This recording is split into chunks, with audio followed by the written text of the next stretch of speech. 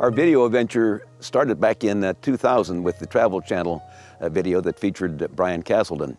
Then in 2004, we invited our friends from Video 4 to come up and film the event at the Quist Estate, where we featured the Quist Vineyard and the Walsh Vineyard, and the auction event for the elementary school.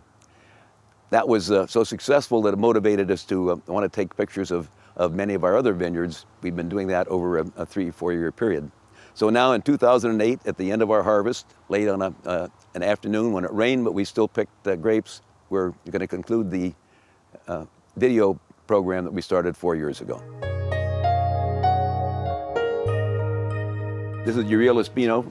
He's one of our vineyard foremen. This is a very common operation going on a lot of the time in the winery, and that's pumping wine. It's the only way we can move it from one location to another. In this case, this is wine that just came out of the press, transferring it to a tank where it'll settle for a couple of days, and the juice, maybe a little bit of sugar left in there, might be very slight fermentation. So it'll sit in this tank for a couple of days, and then it goes into a barrel, or barrels, many barrels, to finish the aging process. We use a number of different kind of tanks and containers in the winery. The one that you're looking at right now is a plastic tank. It holds about 440 gallons of juice.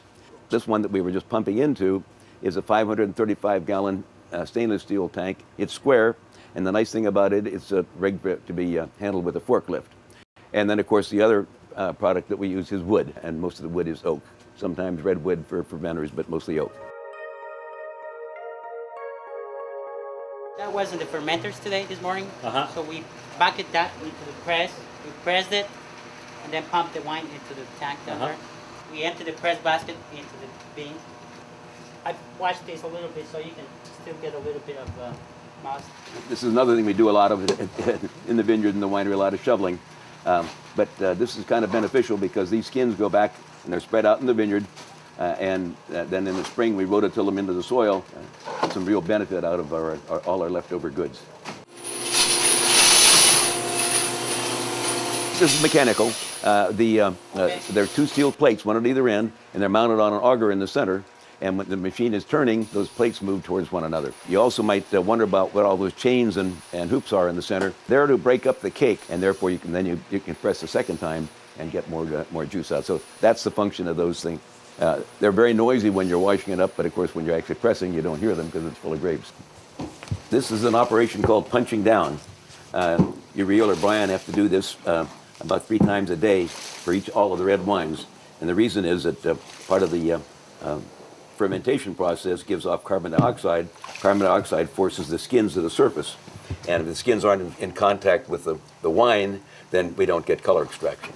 So it's a matter of re-immersing them 3 or 4 times a day to make sure that plenty of contact with skins and the juice, which is what gives it the color.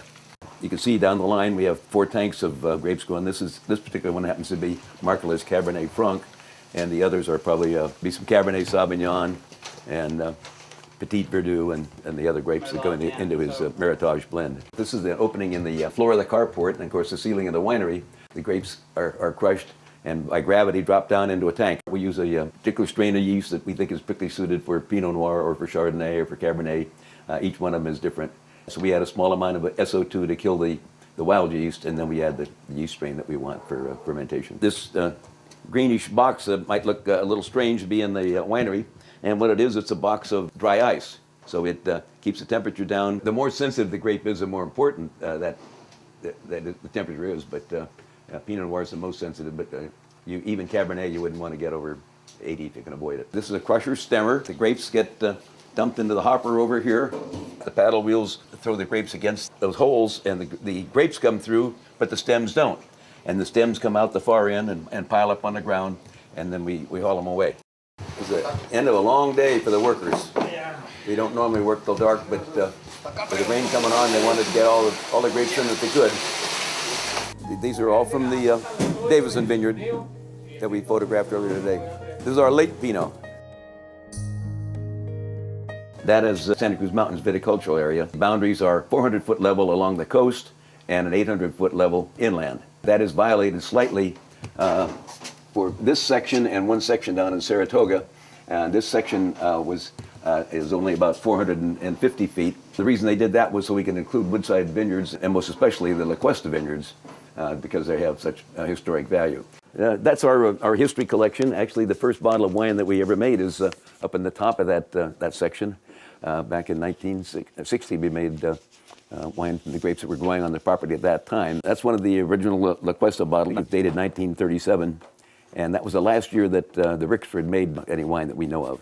This was the banner that was awarded to the La Cuesta Vineyards, planted by Emmett Ricksford, at the 1915-1916 exposition in San Francisco. And they were one of the most highly regarded wineries at the show.